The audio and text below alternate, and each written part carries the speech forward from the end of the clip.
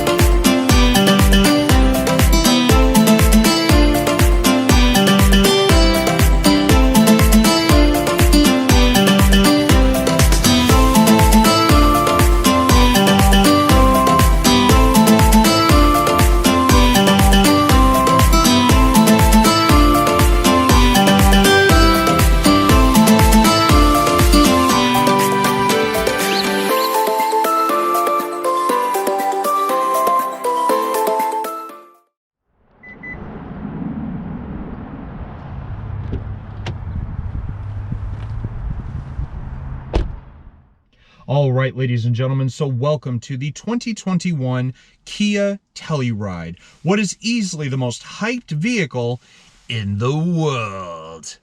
Okay, yes, I know, my Jeremy Clarkson impression was absolutely appalling, but I'll tell you what may even be more appalling to you, the customer, is the fact that due to the fact that Kia can't keep up with the demand for its new Telluride SUV, if you go into your local Kia dealership, like the several ones around here in the North Houston area, and you want to buy one of these, you're not going to be getting dealer discounts. You're not even going to pay sticker.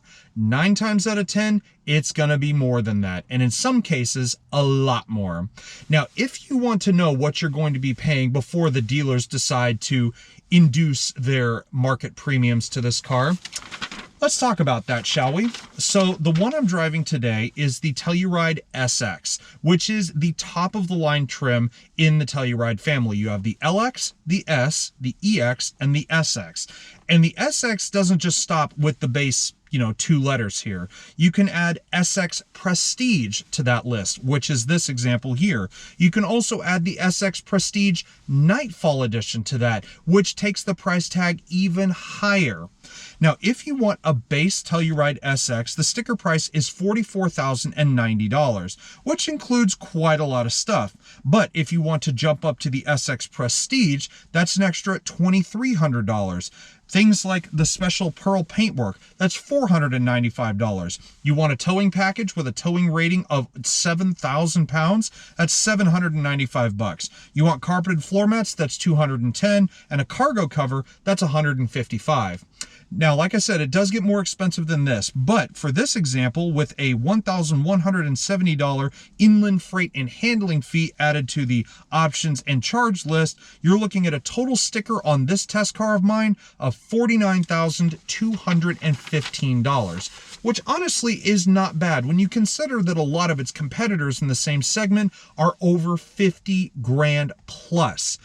But what I want to know is not just is this SUV worth it, but why is this the most hyped up SUV or the hyped up vehicle in the entire nation? So with that in mind, let's hit the button and let's get on the road.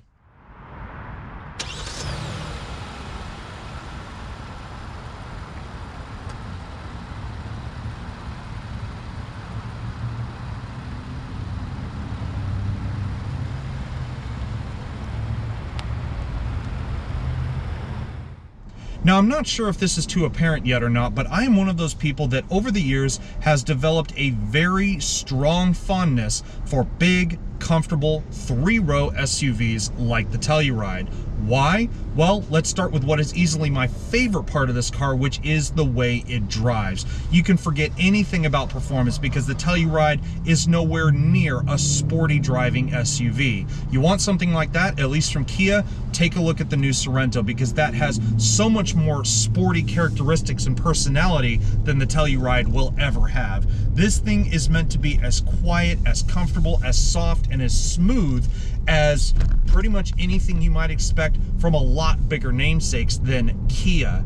And let's start with that. Yes, you have a Kia badge staring you back in the face, but we have McPherson strut suspension in front, we have multi-link suspension out back, and honestly, it feels like I'm riding on a damn cloud. I mean, I'm riding over some decent-sized kind of crumbly roads here around North Houston, and first of all, I can hear that I'm riding over the bumps, but I don't actually feel them translating into the interior. I swear I feel like sitting here in the driver's seat makes you feel like you're sitting on a leather-bound sofa, and it is just as soft as one. As far as road noise goes, it's basically non-existent. You can hear it right now, and about the only thing I hear a little bit more so than the road noise in this car is the rain actually hitting the windshield, which it's not really raining that hard right now, so that gives you an idea of just how quiet this car is. But everything else, the steering is nice and light. It's very composed when you drive it around. Yes, it's an SUV that weighs almost 2.5 tons, but that's what you get when you buy into this category of vehicle. You're not buying it for the power. You're not buying it for really anything else other than the size, the presence, and the way it feels to drive. So if you want a true demonstration of just how smooth this Telluride really is, I'm sitting at a stoplight right now. I've let the auto start stop system, which comes standard on the Telluride, do its thing, and I'm gonna just take my foot off the brake pedal for a second. I want you to listen to just how quiet it gets when that engine starts. Did you hear that? You probably didn't, because I'll tell you what, I really didn't either. Now, if you're someone who likes those nerdalicious numbers and you like figuring out how much horsepower and torque you got, let's talk about what the Telluride's packing, because it is somewhat commendable performance. I won't say it's the fastest thing in the world by any stretch, but it seems about average for a lot of SUVs of this size to have this sort of power range. In the Telluride, we have a 3.8-liter gas direct injected V6 with dual continuous variable valve timing, and it makes a rather surprising 291 horsepower and 262 foot-pounds of torque. Now, I say it's surprising because the way the power is delivered is unbelievably smooth. The gas pedal really doesn't feel like a light switch. It doesn't feel like the moment you press it, it's going to send you off into hyperspace. It's very, very, I guess creamy is the right word that I'm looking for. Now, if you are somebody who is more eco-minded, you like a bit of gas mileage in your full-size SUV, then you really shouldn't be buying a car of this size at all unless it says hybrid on the side of it. Because if you're buying the Telluride, you get it in front-wheel drive, you're getting about low 20s to kind of mid 20s city and highway. However, if you go with the all-wheel drive like this one, you'll be getting 19 in the city and 24 on the highway. So now it's time for me to ask you the biggest question of them all. Are you ready to take the plunge and dive into one of the best SUVs on the market? And that's not just me talking. This thing was crowned the 2020 World Car of the Year in its first model year of production, which is incredible. So if that title plus all that you see here today is more than worth it to drive down to your local Kia dealership, cough up your hefty deposit on a new Telluride and take one home, I would wholeheartedly say you've made a solid choice, because I've driven so many different three-row SUVs, and I mean from the bottom of the barrel all the way up to the nicest names in the business. Lexus, Mercedes-Benz, BMW, Audi, you name it, I've more than likely driven it. And I will tell you that after driving all of those and finally getting my hands on the Telluride, this one definitely sits within at least the top 2 on my ultimate buying list. So if that's enough to persuade you, I would say close out of this video, head down to your local Kia dealership and go take one for a drive. Believe me, you won't be disappointed. But will you be disappointed with other parts of the Telluride, say the looks? Well, that's completely up to you. But speaking of, let's head back to our favorite little spot and talk about that, shall we? Now, even though the Telluride doesn't carry something like a BMW, Audi, or Mercedes-Benz badge on it, it goes without saying that this is a very handsome looking SUV. Now, I won't say the design as a whole is perfect because I do have a couple of gripes with it. However, there is no question that Kia has done a fantastic job in styling this thing. And what matters most in an SUV like this? Well, it's not just the space on the inside, it is the presence. You want people to know that you are driving something special. And just looking at it here at the business end of things, it has got that in spades. I mean, first off, just look at the size of the grille in this thing. This satin chrome tiger nose grille dominating pretty much the whole front end. Of course, you can get this in gloss black as well if you opt for the $1,300 Nightfall package. Of course, you got to have the name stamped across the hood, basically a duplicate logo of what you get on the back. And then, of course, in the front of the grille, we do have a forward-facing camera as well. And then you drift out to the full LED headlights, which these are pretty trick on their own. First of all, your daytime running lights and turn signals are housed within this rectangular fixture here. They are amber colored. They are not your typical bright white LEDs. Those are just reserved for your high and low beams here. Again, full LEDs as well as the LED lighting down below. But I just think it is so cool looking having your turn signals in such a stylish fashion. You look down at the lower corners of the bumper, you actually have functional air skirts in the lower corner, giving these vehicles a little bit more better coefficient of drag. Of course, that exits right in front of the front wheels. Of course, things like park assist front and rear, those are standard on the SX, so you can see the sensors going across the front bumper. Down at the base of the bumper here, we do have quad LED fog lights, again standard on the SX model. And then as you come here into the middle, you may not be able to see it, but this little squared off section in the middle, of course, that is part of the massive safety suite in place as standard here on most Telluride models. Now, you have the typical things like the all-speed radar cruise control, forward collision warning, pedestrian detection, and so on. But then you have some really cool stuff like, based on the camera up in the windshield, we have things like the highway driving assist and the lane following assist as standard on the fully loaded Telluride. Now, of course, you can't have a beautiful body without a little bit of jewelry to follow. And of course, the Telluride provides with these 20-inch gloss sport black aluminum alloy wheels. Now, you can get a slightly bigger set. I think they're 22 inches if you go for the Nightfall package. Those are also gloss black. But just as a standard wheel design on a fully loaded SUV like this, they look fantastic. Now, these are wrapped in some seriously meaty tires. These are 245 50 series 20-inch Michelin tires. Now, if you're looking to get the biggest and baddest Kia SUV on the market, you are looking at it right here. This thing is almost 10 inches longer than a 2021 Sorento. It stretches 196.9 inches from nose to tail. So again, if you're looking for all the space, this is the one to go for. And if you're looking for high-end features, well, it's got a good few of those too. So we have the power extending body color and gloss black side view mirrors. Of course, you got to have the obligatory LED turn signal in there. They do have cameras underneath each mirror, which of course you can activate either as part of the 360-degree around view monitor, or like the Sorento that we looked at before, you can activate them individually within the center part of the Supervision meter cluster, just basically Kia's fancy speak for their LCD gauge cluster. Now, these are also equipped with things like blind spot monitoring, which also includes rear cross traffic alert. And then of course you get to the satin chrome and painted door handles, which house the controls for the advanced keyless access. Now, you have the same key as before. Basically looks like a grenade launcher, and it has all the same features you'd expect. You have the massive lock button, which is like the nuclear fire button, as I've called it before. You have the unlock, the power tailgate, the panic function, and the releasable key blade out of the bottom. This SX model also comes with remote start, so you just simply press the lock button, hold this button down for a second, and it will start the vehicle right up.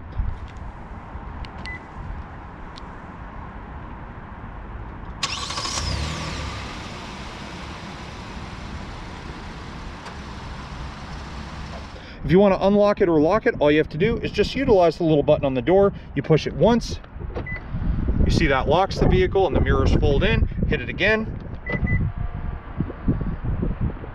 Now, you guys heard me say earlier that I think that the Telluride's design is not quite perfect, and my main reason for that is although I love the look of it from the front, I'm not quite so much a fan of it from the back. First of all, the rear windshield is absolutely huge, aiding in the excellent visibility in here, but I just think the taillight design is a little too funky for my taste. But that's just me being nitpicky. Maybe some of you guys actually think it looks great here from the back.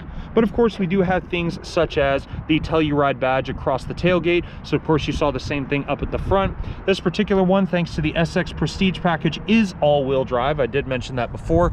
You do have typical things, the backup camera here at the back, and of course your obligatory SX badge on the back as well, letting people know you are driving the best Telluride of the bunch. And then as you look down towards the bottom, you have a little bit of black plastic on the bottom. That's not too big of a hindrance for me. You also have the rear parking sensors, as you can see, followed by a nice strip of silver down below. And of course, my favorite piece is the hands-free smart tailgate.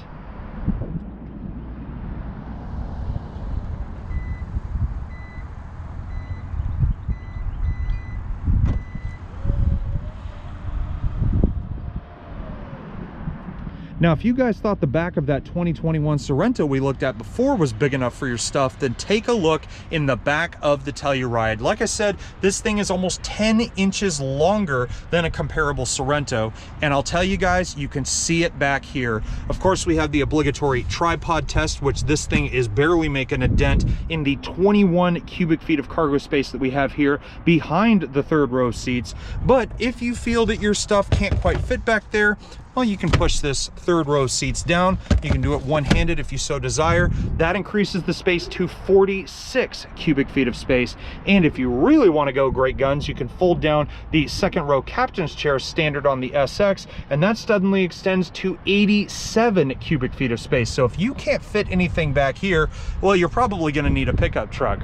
Now, before I close the tailgate, I do have one other function I want to mention, which is the power tailgate height adjustment. As you can see, the obligatory sticker up here.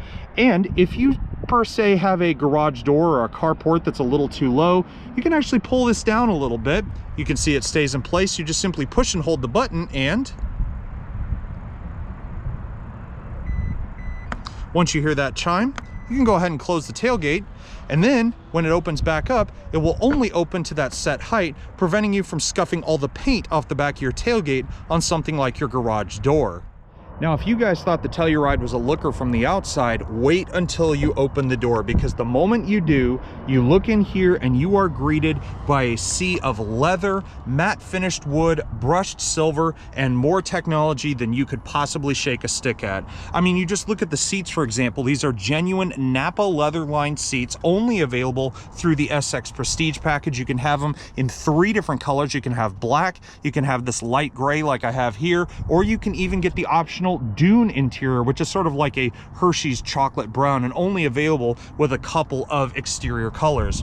Both the seats in the front are heated and ventilated, and of course they are both power adjustable. Now, the driver's seat has all the adjustments here. We've got power lumbar, we've got the recline, distance control, we have a leg extension here at the front, which is a welcome addition for someone who's a little bit more leg than torso, like myself. And of course, the driver's seat does have a 2-person memory adjustment, as you can see by the controls on the door here. Speaking of the controls on the door, we have the button to fold in the mirrors manually, the rest of your mirror controls, power door locks, all 4 automatic windows, and a one-touch combination button that not only activates the child locks, but can also lock out the windows as well.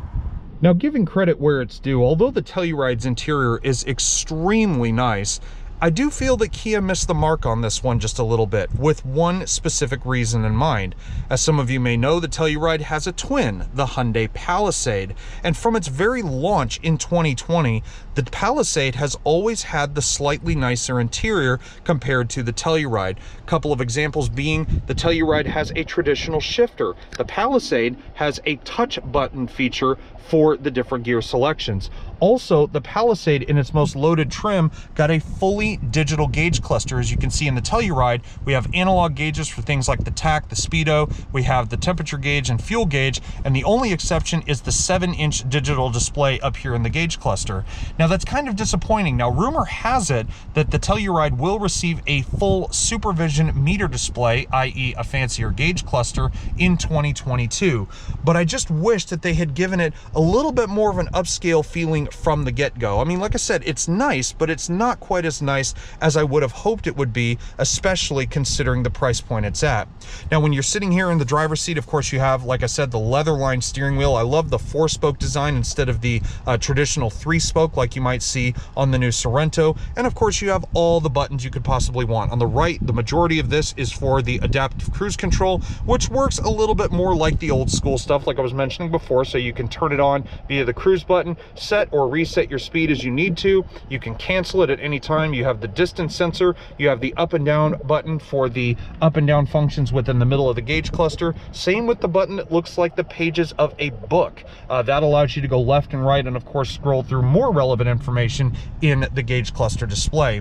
And then as you come over here on the left, you have pretty much everything you need for hands-free Bluetooth and voice recognition, along with a couple of radio controls like the mode button. The seek track button is the inner arrow pad here, but then you have volume, the voice recognition, and the hands-free Bluetooth connectivity. The steering column itself is manually tilting and telescoping, so you have the little lever down here on the lower left-hand side. And then as you come over here to the far left, you have a few separate little controls here. You have instrumentation dimming and lighting. You have the blind spot monitoring button, so you can turn that on or off, the lane assist function, the traction control, and the button to open the power assisted tailgate. Now, if there's one area within the Telluride's interior that truly needs the most work, it is right here, the 10.25-inch multimedia interface. Now, I'm not going to tell you it's completely bad because it still has a lot of the modern conveniences you'd want. First of all, it has the GPS navigation, if you so desire to have that. It also has Android Auto, Apple CarPlay. It has all the good stuff that you want. And it even has some fun stuff too, like the driver talk function. So let's say you don't want to turn around and shout to your passengers in the back, you can simply push talk now, and using the Bluetooth microphone hidden up there in the ceiling, it will actually allow you to talk via microphone to your rear occupants. Hey, Timmy, quit throwing your Cheerios up here. Now, once you've scrolled out of the main home screen, you get into quite a few different functions in here, and a lot of them are very generic. I mean, we have map, Bluetooth, telephone, radio, media. We have the Kia Your Voice telematics system, so basically driver assistance through Kia's Your Voice services. Of course, as you can see, Android Auto, Apple CarPlay, the driver talk function we just saw before, and you can even scroll over further, and you could do things like control the rear climate controls, and we just have general driving info, the user's manual, and the infotainment setup. But overall, it's just a little bit more of a dated setup than I kind of wish that this thing had.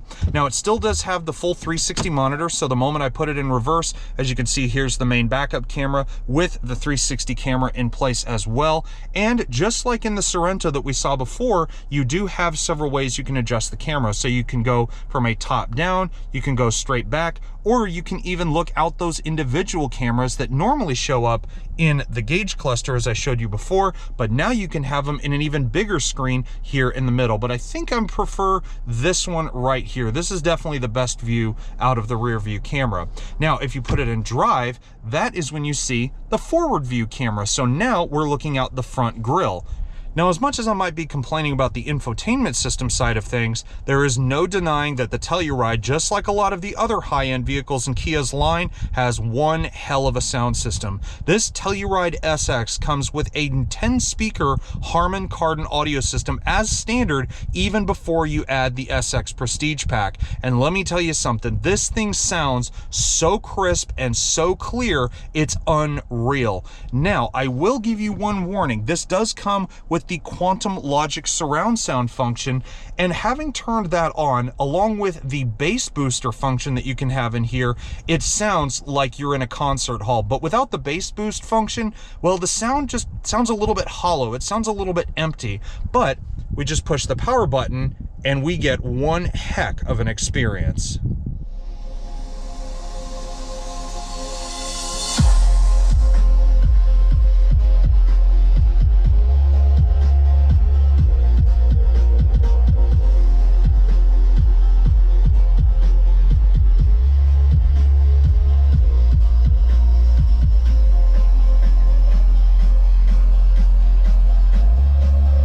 Now, if you can't be bothered to use all of the touch-sensitive functions within the screen itself, the Telluride does have one little bonus, which is all these physical buttons down here along the middle part of this upper console.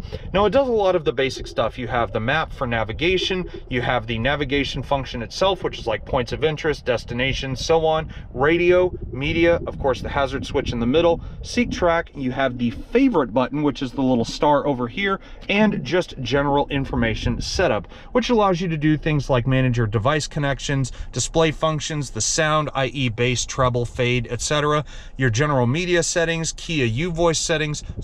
Now, being in the state of Texas, a good air conditioning system is always a must in a vehicle like this, and the Telluride does deliver, as you can see here.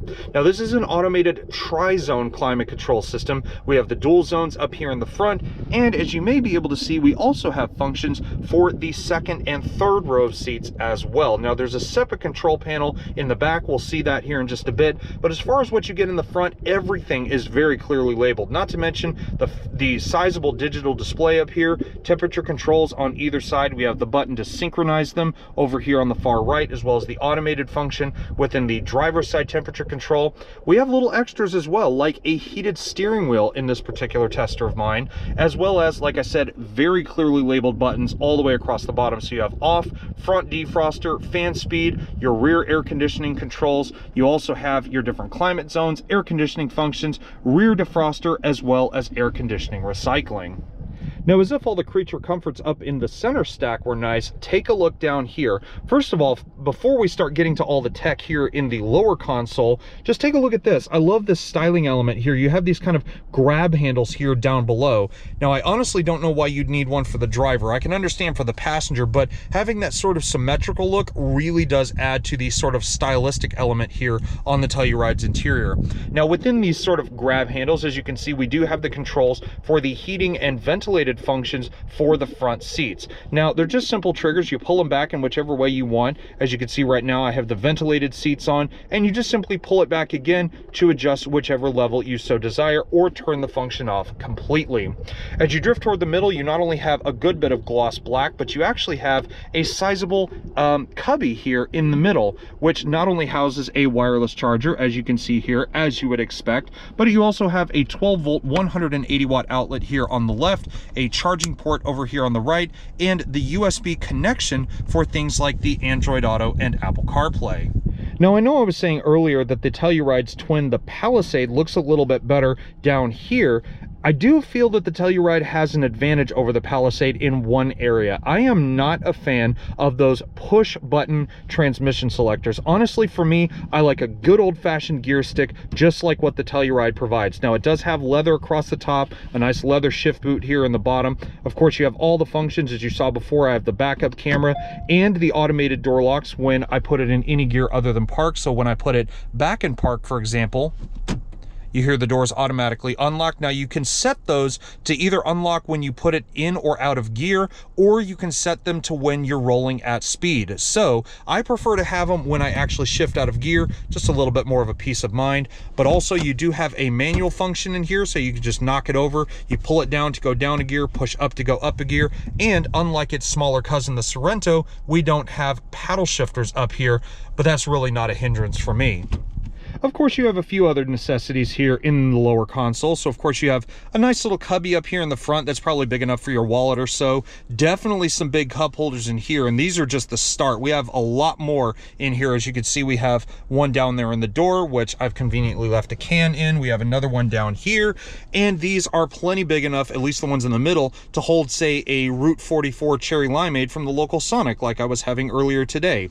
Now, if you just move to the left of that, you see quite a few buttons here, but trust me, these are very easy to understand. You have the driver select, or drive mode select system, excuse me, and it has 5 distinct driving modes. So you have snow, eco, which is the one I've been driving the most in. You have comfort, sport, and smart. Now, the snow mode is my favorite because it dumbs down everything, and combined with the all-wheel drive lock, it's definitely going to give you the most traction should the ice and snow try to prevail over your vehicle's drivetrain. And you have the auto start stop function to actually turn that off. You have the auto brake hold, which does exactly as it says. When you come to a complete stop with the system active, it will hold the brakes on the car while you can take your foot off the brake pedal the car will stay still until you touch the brakes again or hit the accelerator. In the middle is the electronic parking brake. We also have the view button, which allows you to activate the camera system, whether it's forward view, side view. It's primarily looking out of the back when you push that. And you also have the park assist function, which allows you to turn it on or off. And of course, if you come into the middle, not only do you have a beautiful gray leather-lined center console lid, but also as you look inside, you actually have quite a bit of space in here. As you can see, I have my Moroni sticker in there, of a few other little odds and ends, but also you have another USB charging port down here in the middle as well. So if you want to store anything in here, I wouldn't say put it in the cup holder. I certainly wouldn't say put it in there. I'd say your center console has the most space for you. Now, while most of the Telluride's competitors offer space for up to 7 people, when you open the back door of this one, you suddenly realize you've got a lot more room for a lot more people. Now, in the SX trim, the captain's chairs, like you see here, come as standard, which means this is a true 7-seat vehicle, because if you look at the third row back there, you actually have a seat belt for a middle occupant. Now, if you want the maximum 8-seat capacity, you can go for something like the LX, which gives you the bench seat across the middle. Now, I'll show you my favorite trick about these seats here in just a moment, but there are some other niceties, starting with the sunshades here on the door. Always got to have those, especially here in a bright Texas summer. But you also have the heated and ventilated functions for your second row occupants. Normally in a lot of other high-end SUVs like this, I've seen just heated seats in the back, but the Telluride takes it one step further by offering a 3-stage ventilated function for each of the second row occupants. Now, you guys saw me try this out on the new Sorento, but the Telluride offers it as well. You have the one-touch folding mechanism for the second row of seats. Now, you can do it either by the upper part of the seat, or you can do it here on the lower part as well, but they all do the same thing. Check this out. You push the button, the seat flies forward and all of a sudden scoots forward, allowing you much greater access into the third row of seats. In the back of the Telluride, first of all, there is plenty of room back here. As you can see, like I said, I'm about 6'1", and I've got at least about 5 or 6 inches of room between my knees and the back of the seat itself. You also have some kind of cool little hooks back here in the back of the seats. Maybe you want to hang your grocery bags back there or something else. You have leather-lined map pockets, but my favorite feature of all, besides having these seats that can fly forward at a moment's notice and get you into the third row, are the USB ports here in the backs of the front seats. So instead of having to reach way down here, where in this case we have another 12-volt outlet and a 150 watt, 115-volt household style plug, you actually can just plug your USB devices into the backs of the seats, and you can also use these very handily placed cup holders. So instead of having ones that maybe fold out from under the seat, Kia has placed them right here at the back of the console so that your drinks are within easy reach for your second row occupants. And of course, it goes without saying that you have to take a look up at the ceiling of this SX Telluride. Number one, as you can see, the ceiling is not cloth, it's actually suede. So you have this really nice soft material up here on the roof. As I was saying before, I'm still in the second row, so I have the full second row climate controls back here. So fan speed, temperature, different climate zones, even an automatic function, and the ability to turn that off as well. But you also have full LED interior lighting in here, the controls for which are hiding way up there in that upper console. But I gotta tell you guys, I mean, it's nice enough having a small sunroof like this, but just take a look. You have a full separate moonroof for your second and third row passengers. That is not something that you see on very many SUVs that don't carry some kind of European badge.